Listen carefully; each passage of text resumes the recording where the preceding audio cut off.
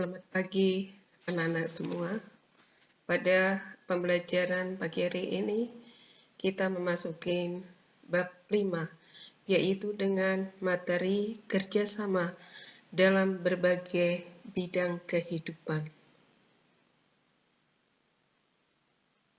Ketahui bahwa pengertian kerjasama adalah kegiatan atau usaha yang dilakukan dua orang atau lebih untuk mencapai tujuan bersama. Adapun semangat kerjasama dalam kehidupan di masyarakat terwujud dalam kegiatan gotong royong yang sesuai kehidupan budaya daerah.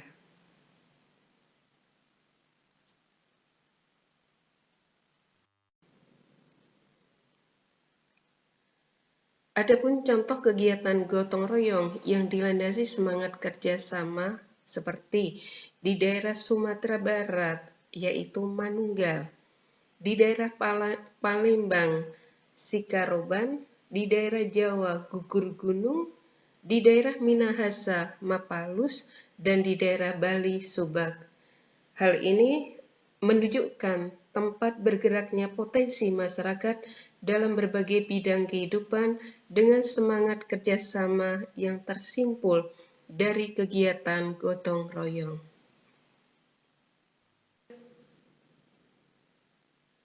Adapun pengertian gotong royong itu sendiri adalah bekerja bersama-sama untuk mencapai suatu hasil yang didambakan.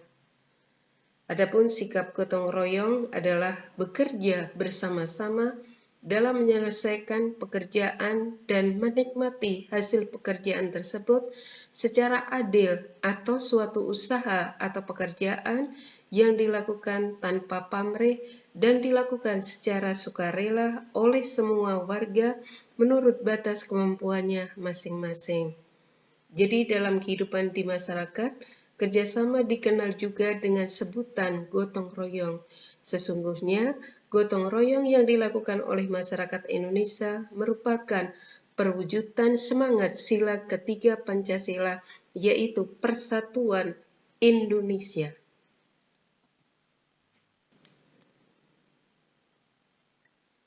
Gotong royong juga merupakan ciri khas dan budaya masyarakat Indonesia yang didorong adanya kesadaran bahwa yang pertama, manusia memerlukan bantuan orang lain dalam kehidupannya. Yang kedua, manusia dapat hidup secara wajar apabila bersama-sama dengan manusia. Di mana bentuk kerjasama atau gotong royong dalam kehidupan bermasyarakat, berbangsa, dan bernegara dapat nampak dalam kehidupan sosial, politik, ekonomi, keamanan dan pertahanan, dan kehidupan umat beragama. Nilai ketuhanan, kemanusiaan, persatuan, musyawarah, dan keadilan merupakan nilai-nilai Pancasila yang mendasari kerjasama atau gotong royong dalam kehidupan bernegara.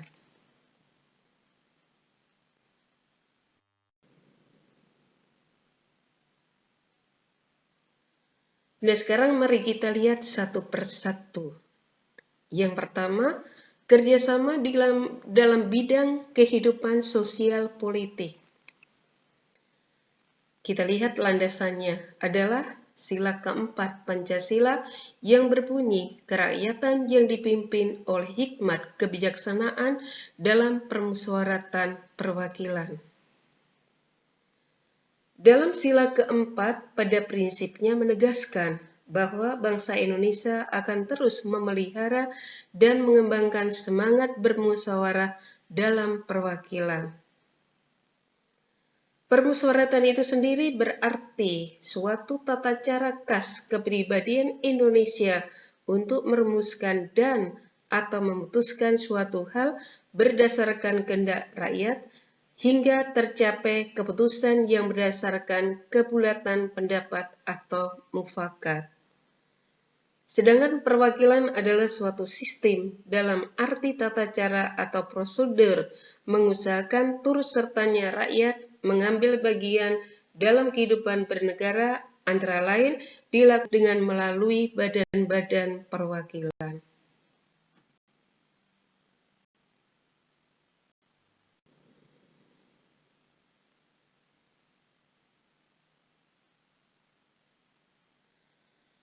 Adapun hikmat kebijaksanaan merefleksikan tujuan sebagaimana dikehendaki oleh pembukaan Undang-Undang Dasar 1945. Pangkal tolak pelaksanaan kehidupan sosial politik bangsa Indonesia, gotong royong yang tercermin dalam proses pengambilan keputusan di lembaga-lembaga negara dan organisasi kemasyarakatan dengan cara musyawarah untuk mufakat.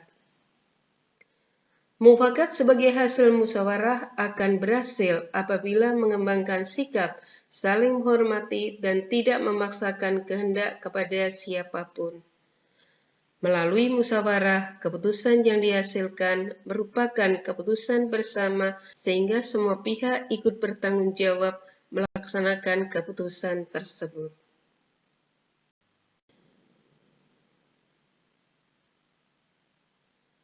Kerjasama yang kedua adalah kerjasama dalam bidang kehidupan ekonomi.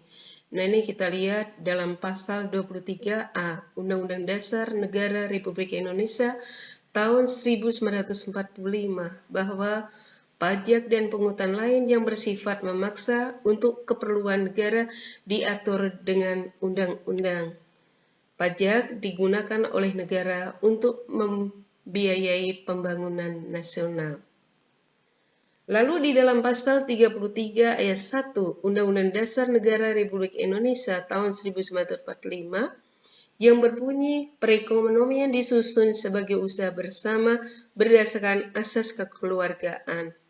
Hal ini berarti dalam kegiatan usaha ekonomi digunakan prinsip kerjasama saling membantu dalam suasana demokrasi ekonomi untuk mencapai kesejahteraan bersama secara adil.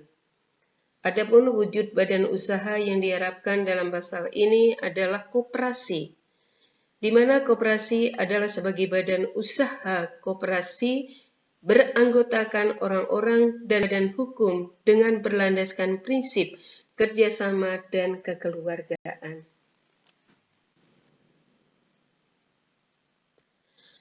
Salah satu asas koperasi adalah gotong royong dan kekeluargaan, di mana asas kekeluargaan mencerminkan adanya kesadaran manusia untuk melaksanakan kegiatan koperasi oleh, dari, dan untuk semua anggota di bawah kepengurusan koperasi.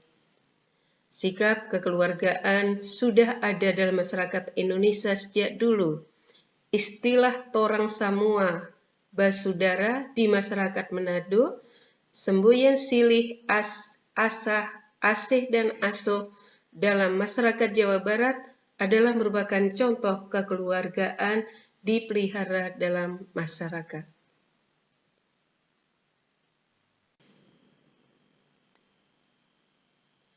Kerjasama yang ketiga adalah kerjasama dalam bidang kehidupan pertahanan dan keamanan negara.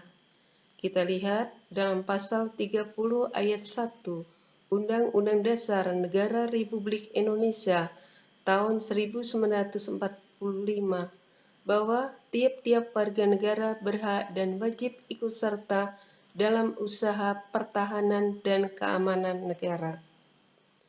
Juga kita lihat di dalam pasal 27 ayat 3 Undang-Undang Dasar Negara Republik Indonesia tahun 1945 yang berbunyi bahwa setiap warga negara berhak dan wajib ikut serta dalam upaya pembelaan negara.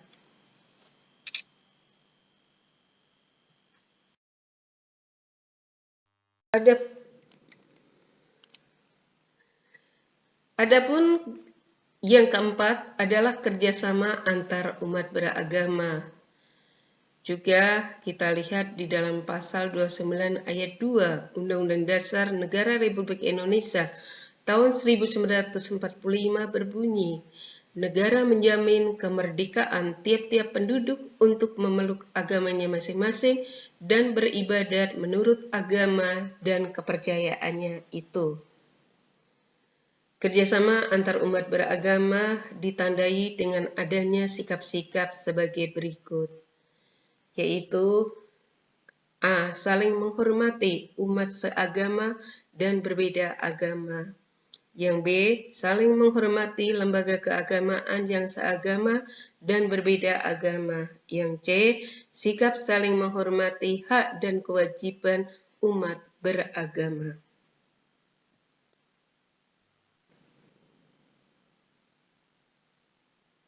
Dalam mengembangkan sikap kerjasama di berbagai bidang kehidupan masyarakat, setiap warga negara harus menghindari sikap tidak terpuji seperti di bawah ini.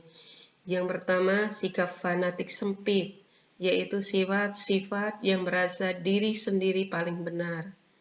Yang kedua, sikap individualis adalah sifat yang lebih mendahulukan kepentingan sendiri. Dan yang ketiga, sifat eksklusivisme, yaitu sikap selalu memisahkan diri dari kehidupan sosial di masyarakat karena adanya jurang pemisah akibat perbedaan suku bangsa, adat istiadat, agama, dan bahasa daerah. Sedangkan sikap primordialisme adalah perasaan kesukuan yang berlebihan. Jadi dalam hal ini bahwa kerjasama dalam kehidupan bermasyarakat, berbangsa, dan bernegara akan terwujud apabila setiap anggota masyarakat dapat mengembangkan sikap saling menghormati, saling menghargai antar suku, agama, ras, dan antar golongan.